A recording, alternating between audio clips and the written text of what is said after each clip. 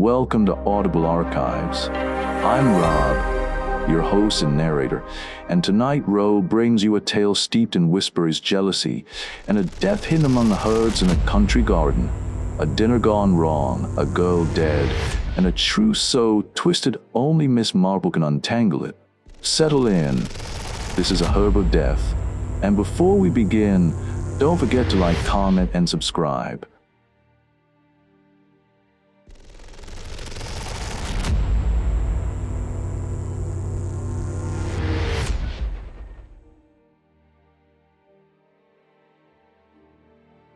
Sir Henry leaned forward, a spark of mischief in his eye. "Now then, Mrs. B," he said, encouraging her as if coaxing a shy witness into the box. Mrs. Bantry froze, drawing herself up with full Edwardian indignation. "I've told you before, Henry, I would not be called Mrs. B. It's not dignified." "Very well," he conceded lightly. "Then I shall call you Scheherazade." "Absolutely not," she declared. "I'm even less of a ski. What's her name? I never could tell a story properly. Ask Arthur if he'll believe me." Colonel Bantry chuckled and patted her hand. "You're quite good at the facts, Dolly, but hopeless at the embroidery." "That's just it," she cried, flapping the bold catalogue like a surrender flag. "I sit here listening to all of you," he said. She said, "You wondered, they thought, everyone implied. Well, I simply can't. I don't know how you do it." "You must know something worth telling," said Dr. Lloyd, smiling in mock disbelief. "Surely, dear," murmured Miss Marple, gentle as a teacup tapping its saucer. But Mrs. Bantry shook her head with exaggerated stubbornness. "You don't know how banal my life is. Servants always leaving. Scullery maids impossible to get. And then there's in town for clothes and the dentist in Ascot, which Arthur hates, and afterwards a garden." "Ah," said Dr. Lloyd knowingly. "The garden. There we have it. We all know where your heart lies, Mrs. Bantry." "It must be lovely to have a garden," sighed Jane Hellier, her beauty shimmering even in complaint. "As long as you don't have to dig or muddy your hands. I adore flowers." Sir Henry tapped the table. "Then let's start with the garden. The poison bulb, the deadly daffodils, the herb of death." Mrs. Bantry blinked. "Well now, that's queer, Henry. You've actually reminded me of something." Colonel Bantry raised an eyebrow. "Oh, Arthur, do you remember that business at Clodagh Court? Old Sir Ambrose Bossy? What a charming old dear we thought him." "Of course I remember," said the Colonel. "A strange business. Go on, Dolly." She recoiled. "Oh no, you'd better tell it, dear." "Nonsense. Paddle your own canoe. I've already told one story tonight." Mrs. Bantry inhaled sharply as if bracing for impact. She clasped her hands, her face a portrait of theatrical torment. "Well," she began rapidly, "there's not much to tell. The herb of death, that's what Sir Henry's remark put in my mind, though privately I call it sage and onions." "Sage and onions?" asked Dr. Lloyd. She nodded gravely. "That's how it happened. Arthur and I were staying with Sir Ambrose Bossy at Clodagh Court, and one day, quite by mistake, though I always thought it frightfully stupid, a lot of foxglove leaves were picked with the sage." A collective murmur rippled through the room. "The ducks for dinner that night were stuffed with it," she continued, "and everyone fell terribly ill, and one poor girl, Sir Ambrose's ward, died from it." Miss Marple's knitting paused mid-air. "Dear, dear," she said softly. "How very tragic." "It was," said Mrs. Bantry. Sir Henry sat forward. "And what next?" "There isn't any next," said Mrs. Bantry matter-of-factly. "That's all." Everyone stared at her in disbelief. "But my dear lady," Sir Henry protested, "it can't possibly be all. What you told us is a tragic event, but not a mystery." "Well, Of course there's a bit more, she admitted reluctantly. But if I told you, you'd know at once. She looked around defiantly, almost pleading. I told you, I can't dress things up. I can't make it sound like a proper story. Sir Henry's eyes gleamed. Aha, now this becomes interesting. You set us a challenge, very well. A round of 20 questions, I think. Miss Marple, will you begin? Miss Marple lowered her knitting. I should like to know something about the cook, she said gently. She must have been either extremely stupid or very inexperienced. She was just stupid, said Mrs. Bantry. Cried buckets afterward. She said the leaves were picked and brought to her as sage, and how was she to know? A woman who didn't think for herself, murmured Miss Marple. An elderly woman, I imagine, but a very good cook.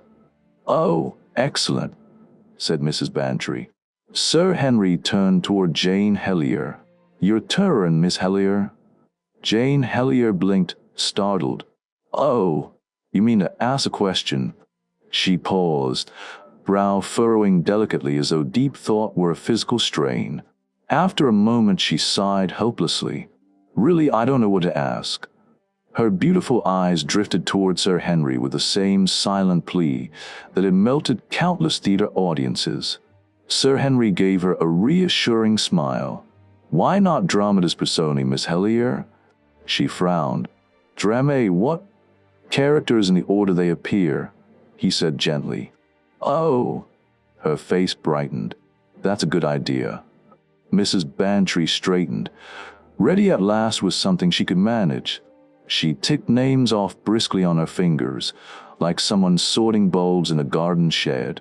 Sir Ambrose, Sylvia Keene, the girl who died, her friend Maud Why, one of those dark, ugly girls who somehow manage to look effective. I never know how they do it. Then there was Mr. Corll, who came down to discuss rare books with Sir Ambrose, ancient dusty things in Latin, parchment that smelled like old attics. She hesitated only a moment before continuing. There was Jerry Lorimer, the next-door neighbor. His estate, Fairlie's, bordered Sir Ambrose's land. And finally, Mrs. Carpenter, a middle-aged pussycat woman, permanently installed somewhere warm and comfortable. She was Sylvia's, well, dame de company. Sir Henry tapped the table.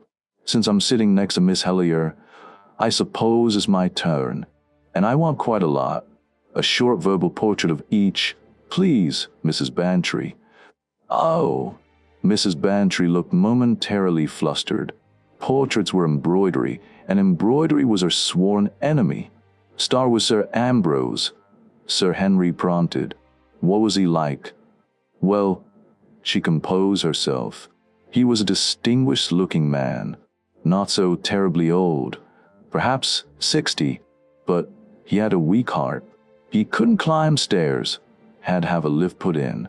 That made him seem older. Very charming manners. Courtly. Yes, that's the word. Courtly. He never raised his voice. Never seemed ruffled. Beautiful white hair. And a voice you could almost listen to like music. Excellent, said Sir Henry. Now the girl. Sylvia Keene, Mrs. Bantry said. Pretty, very pretty. Fair hair, lovely skin. Not clever. Colonel Bantry bristled. Oh, come, Dolly. Arthur naturally wouldn't think so, she said drily. But she was stupid. She never said anything worth listening to. One of the most graceful creatures I've ever seen, insisted Colonel Bantry. Playing tennis, absolutely charming. Full of fun. Delightful little thing. The young fellows must have. That's where you're wrong, Mrs. Bantry cut in. Young men don't care a fig for youth these days. It's only old buffers like you who romanticize young girls. Being young isn't enough, Jane Helier declared, tossing her golden head. You need essay. Miss Marple peered over her spectacles. What, my dears, essay? Sex appeal, Jane said. Miss Marple nodded thoughtfully. Ah, yes, What they used to call having to come hither in your eye. Sir Henry chuckled. Not a bad description. The dame de company, he continued. You described her as a pussy, I think, Mrs. Bantry? Not a cat, Mrs. Bantry clarified. A big, soft, white toy creature. Always sweet. That's Adelaide Carpenter. About 40. She'd been with Sylvia since the girl was 11. One of those impoverished widows with distinguished relatives but no money. I never like her. Far too white, long hands. And I don't like pussies. Mr. Coral? Sir Henry asked. Oh, one of those elderly stooping men. There are dozens of them. You could mix them all up and no one would notice. The only time he lit up was when talking about old books. I don't think Sir Ambrose knew him very well. And Jerry next door? Mrs. Bantry smiled faintly. A charming boy. He was engaged to Sylvia. That made everything terribly sad. Miss Marple murmured, Now I wonder. But when Sir Henry turned sharply, she shook her head. Nothing, dear. Sir Henry leaned back, fingertips pressed together. So they were engaged. Had they been engaged long? About a year, said Mrs. Bantry. Sir Ambrose opposed it, said Sylvia was too young. But after a year, he gave in. The wedding was to be quite soon. And the young lady, had she any property? Practically none. A bare 100 or 2 a year. No rat in that hole. Clittering, Colonel Bantry said with a booming laugh. Clearly enjoy himself. Sir Henry nodded toward Dr. Lloyd. The doctor's turn asked a question. I stand down. Dr. Lloyd folded his hands thoughtfully, his professional instinct awakened. My curiosity, he said, is mainly medical. I should like to know what evidence was given at the inquest. If our hostess remembers the details. I know, roughly, said Mrs. Bantry. They said it was poisoning by Digitalis. Is that right? Dr. Lloyd inclined his head. The active principle of Foxglove, he explained. Digitalis. A valuable drug for certain heart conditions. Curious case altogether. I'd never have believed foxglove leaves, eaten raw on a stuffing, could fatally poison someone. Most people think poisonous leaves or berries will kill instantly. But the truth is, the active alkaloid usually has to be carefully extracted. Miss Marple nodded gently. Mrs. MacArthur sent some special bowls to Mrs. Tummy the other day, she said in her mild, storybook voice. And Mrs. Tummy's cook took them for onions. All the Tummies were very ill. But they didn't die, Dr. Lloyd pointed out. No, they didn't. Miss Marple agreed, with a tone that implied they very well could have. A girl I knew died of ptomaine poisoning. Jane Helly announced vaguely, as though delivering a rehearsal line. Sir Henry brought them back to the heart of the matter. We must get on with the investigation. Investigation? Jane blinked. But I thought it was an accident. If it were an accident, Sir Henry said gently, I don't think Mrs. Bantry would have chosen this story. No, this was an accident only outwardly. Beneath the surface, he paused, something far more deliberate. He leaned back, recalling a memory. I remember a case, a house party chatting after dinner, all weapons hanging on the walls. One man, purely as a joke, seized an ancient horse pistol and pointed it at another guest, pretending to fire. The pistol was loaded. The man died instantly. And we had to determine who had secretly loaded it and who had steered the conversation so the innocent man would point, aim, and fire. He tapped the table softly.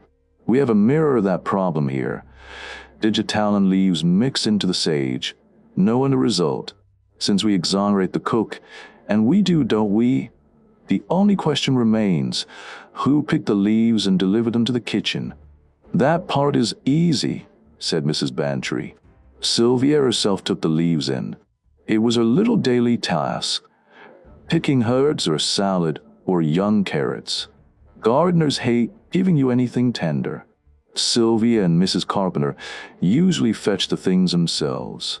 And since Foxglove was growing among the sage in one corner, the mistake was natural. But did Sylvia actually pick them? Sir Henry pressed. No one knows. It was assumed. Assumptions, Sir Henry murmured, are dangerous. But I do know Mrs. Carpenter didn't pick them, Mrs. Bantry added quickly. She was walking with me on the terrace that morning. It was unusually warm for early spring. Sylvia went alone into garden, but later I saw her arm in arm with young Maud Y. So they were very great friends? Miss Marple asked. Yes, said Mrs. Bantry. She hesitated. Her voice held something troubled, something unspoken. And how long had Miss Y been staying? Miss Marple asked softly. About a fortnight. The trouble in her voice deepened. You like Miss Y? Sir Henry asked gently. Mrs. Bantry shook her head, distressed. I did like her. That's the trouble. I did. Sir Henry leaned forward, the hunter scenting prey. You're keeping something back, Mrs. Bantry. Miss Marple nodded. I wondered a moment ago, she said quietly, but I did not like to press. Sir Henry turned to her. When did you wonder? When you said Sylvie and young man were engaged, Miss Marple replied. You said it made everything so sad, but your voice, dear, it didn't sound quite right. Not convincing, if you know what I mean. What a dreadful person you are, said Mrs. Bantry. You always seem to know. Yes, I was thinking of something, but I don't really know whether I ought to say it or not. You must say it, said Sir Henry. Whatever your scruples, it mustn't be kept back. Well, it was just this, said Mrs. Bantry. Whatever your scruples, it mustn't be kept back. Well, it was just this, said Mrs. Bantry. One evening, in fact, the very evening before the tragedy, I happened to go out on the terrace before dinner. The window in the drawing room was open, and as it chanced, I saw Jerry Lorimer and Maud Y. He was, well, kissing her. Of course, I didn't know whether it was just a sort of chance affair, or whether, well, I mean, one can't tell. I knew Sir Ambrose never had really liked Jerry Lorimer, so perhaps he knew he was that kind of young man. But one thing I am sure of, that girl, Maud Y., was really fond of him. You'd only to see her looking at him when she was off guard. And I think, too, they were really better suited than he and Sylvia were. I'm going to ask a question quickly before Miss Marple can, said Sir Henry. I want to know whether, after the tragedy, Jerry Lorimer married Maud Y. Yes, said Mrs. Bantry. He did, 6 months afterwards. Oh, scurizade, said Sir Henry. To think of the way you told us this story at first. Bare bones indeed, and to think of the amount of flesh we're finding on them now. Don't speak so ghoulishly, said Mrs. Bantry. And don't use the word flesh. Vegetarians always do. They say, I never eat flesh, in a way that puts you right off your little beefsteak. Mr. Coral was a vegetarian. He used to eat some peculiar stuff that looked like bran for breakfast. Those elderly stooping men with beards are often fatty. They have patent kind of underwear, too. What on earth, Dolly, said her husband, do you know about Mr. Coral's underwear? Nothing, said Mrs. Bantry with dignity. I was just making a guess. I'll amend my former statement, said Sir Henry. I'll say instead that the dramatis personae in your problem are very interesting. I'm beginning to see them all. Miss Marple? Human nature is always interesting, Sir Henry, and it's curious to see how certain types always tend to act in exactly the same way. 2 women and a man, said Sir Henry. The old eternal human triangle. Is that the base of our problem here? I rather fancy it is. Dr. Lloyd cleared his throat. I've been thinking, he said rather diffidently. Do you say, Mrs. Bantry, that you yourself were ill? Was I not? So was Arthur.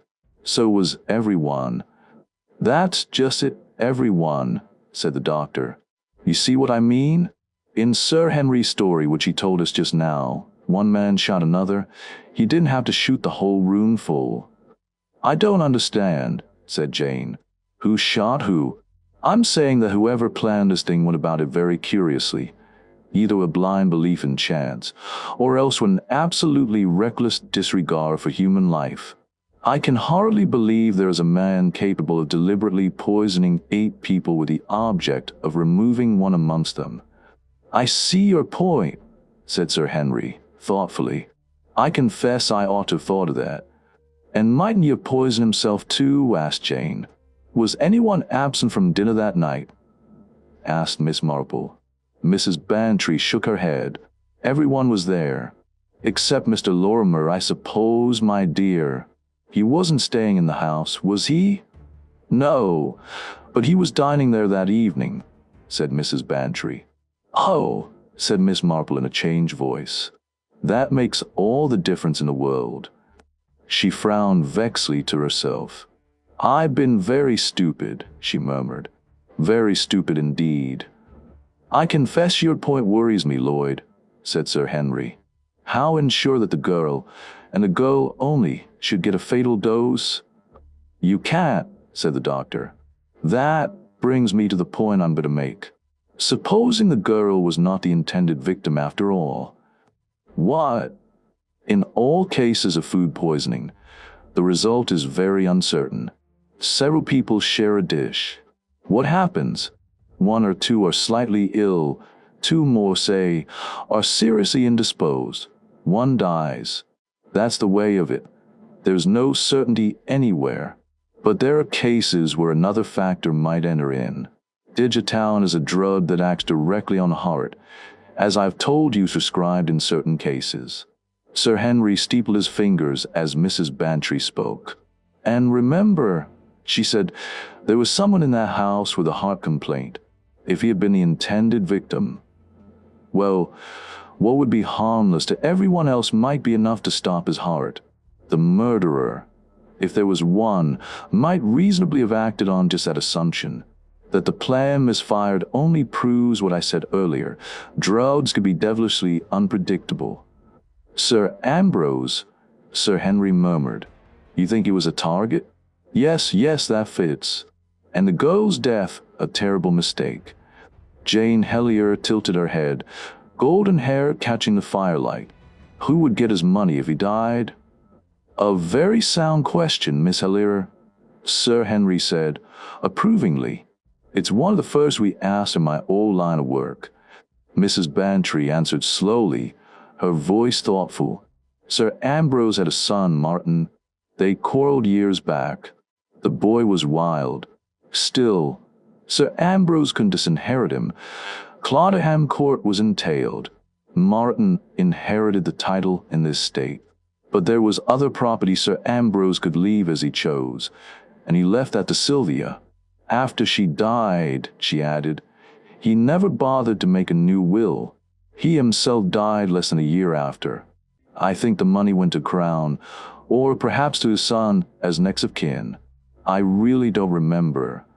So the only people who stood to gain, Sir Henry mused, were a son who wasn't present and the girl who died. That isn't promising. What about the other woman? Jane pressed. The one Mrs. Bantry called the pussy woman. Mrs. Carpenter? Mrs. Bantry shook her head. She wasn't mentioned in the will. Sir Henry glanced across the group and caught Miss Marple looking not at anyone but inward, as though riffling to the drawers of memory. Miss Marple, he said, you're far away. I was thinking of old Mr. Badger, the chemist, she said mildly. He had a very young housekeeper. Young enough to be his daughter or granddaughter. He kept it very quiet. The family, lots of nieces and nephews, were full of expectation. But when he died, it came out he'd been secretly married to her for 2 years. Human nature, Sir Henry, not the profession of the manor, or even the age. Human nature is always the same. Her gentle blue eyes glimmer with quiet irony. Jane Hellier broke in, breathless. Was Mrs. Carpenter good-looking? Yes, said Mrs. Bantry. Quietly so. Nothing spectacular. She had a very sympathetic voice, Colonel Bantry said. Purring, Mrs. Bantry corrected, like a cat sitting by the fire. You'll be called a cat one of these days, Dolly, her husband warned. Oh, I like being a cat among my own people, she replied cheerfully. I don't like women much anyway. I like men and flowers. Excellent taste, Sir Henry murmured, especially the priority of the list. That was tact, said Mrs. Bantry. Well then, she continued, leaning forward, what about my little problem? I've been quite fair, I think. Arthur, haven't I been fair? Yes, my dear. I don't think the Jockey Club stewards will order an inquiry. Mrs. Bantry pointed an accusing finger at Sir Henry. You, first boy, your turn, and I shall be long-winded now, because I truly don't know for certain. No one of them seems obvious. She inhaled deeply. Sir Ambrose? No, he'd never choose such a theatrical way to end his own life, and he had no reason to kill his ward. So he's out. Mr. Coral? No motive for killing the girl. And if Sir Ambrose was the intended target, well, Coral might have stolen a rare manuscript or two, but that's far-fetched. No, I think we can safely clear Mr. Coral. Now, Miss Maud, why? No motive for killing Sir Ambrose, but for Sylvia? A very strong motive indeed. She wanted Sylvia's young man, and quite badly, from what I've seen. And she was with Sylvie in the garden that morning, so she had opportunity to pick the leaves. Mrs. Bantry's voice softened. No, we can't dismiss Miss Y lightly. She looked around the table, eyes thoughtful. Young Jerry Lorimer. Now his motive for either case. Her voice trailed off. The fire crackled. Everyone leaned in. And the real game, deduction, motive, deception, was just beginning. Sir Henry leaned back, steepling his fingers, his eyes narrowed in the amber glow of the fire. If the boy gets rid of his sweetheart, he mused, he clears the path to marry the other girl. But honestly, killing her? Murder is a bit extreme, even for a broken engagement. Nowadays engagements snap like cheap string. He tapped the armrest thoughtfully. Still, if Sir Ambrose dies, Lorimer exchanges a poor bride for a rich one. That may matter, depending on how deeply Fairlie's is mortgaged. And if, Dolly, you've hidden that little detail from us, I shall call foul. Mrs. Bantry sniffed, unrepentant. Sir Henry went on. Now, Mrs. Carpenter, I have my suspicions. Those immaculate white hands, that perfect alibi for the time the herds were gathered. I always distrust perfect alibis. And I'll admit, there's another reason I distrust her, but I'll keep that card close. He drew a breath. But weighing it all, if I must place my bet, I'm putting on Miss Maud Y. The evidence leans her way more sharply than toward anyone else. Next boy, Mrs. Bantry commanded, gleefully pointing to Dr. Lloyd. Dr. Lloyd folded his hands, his voice calm, precise. I think you're wrong, Sir Henry, in clinging to the theory that the girl's death was intentional. I believe the killer aimed squarely at Sir Ambrose. Young Lorimer wouldn't have had the medical knowledge. Mrs. Carpenter, though, she had been with the family for years. She knew his condition intimately. He paused, searching for a motive. As for why she'd do it, well, I admit the motive is murky, but I can imagine an old will, perhaps forgotten, where she was named. That's the best I have. Mrs. Bantry's finger moved to Jane Hellier. Jane blinked, wide-eyed, luminous in the firelight. I honestly don't know what to say, except why couldn't the girl herself have done it? She hesitated. She did carry the leaves to the kitchen, after all. And you said Sir Ambrose had been holding out against her marriage. If he died, she'd get money and be free to marry immediately. And she would know about his heart as well as Mrs. Carpenter would. Silence hung for a moment. Then Mrs. Bantry's finger pivoted, slowly, meaningfully, to Miss Marple. "Now then, Skolmarm," she said. Miss Marple's smile was calm, almost apologetic. "Sir Henry expressed everything so clearly," she began. "And Dr. Lloyd was quite right, very right indeed. Between them, they made the whole thing seem almost obvious." She folded her hands delicately. "Only, I don't think Dr. Lloyd quite realized the full implication of what he said." Dr. Lloyd frowned in mild puzzlement. "I don't follow, Miss Marple." "You assumed," she said gently, "that Sir Ambrose's particular heart condition was one that Digitalis would worsen. But there's absolutely nothing to prove that." Her blue eyes twinkled. "It might just as easily be the other way around." "The other way around?" Dr. Lloyd echoed. "Yes, you said Digitalis is often prescribed for certain heart conditions." "That's true, but," he began. Miss Marple leaned slightly forward, voice soft but razor-sharp beneath the gentility. "Well, then, Sir Ambrose would naturally have Digitalis house, on his bedside table, perhaps in a medicine cabinet. He could possess it without raising the slightest suspicion." She paused. Let the idea settle, like a drop of poison spreading in clear water. "What I'm trying to say, badly as usual, is this." Her voice lowered.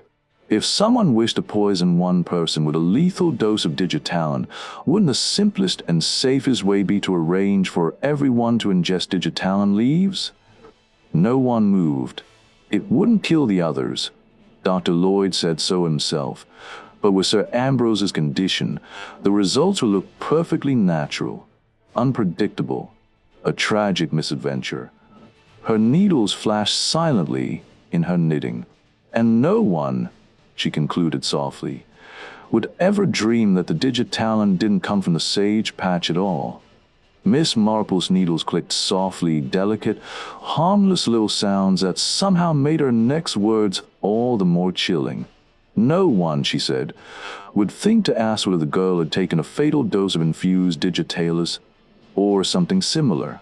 He could have slipped into a cocktail, into her morning coffee, or simply handed it to her as a tonic." Sir Henry stared at her.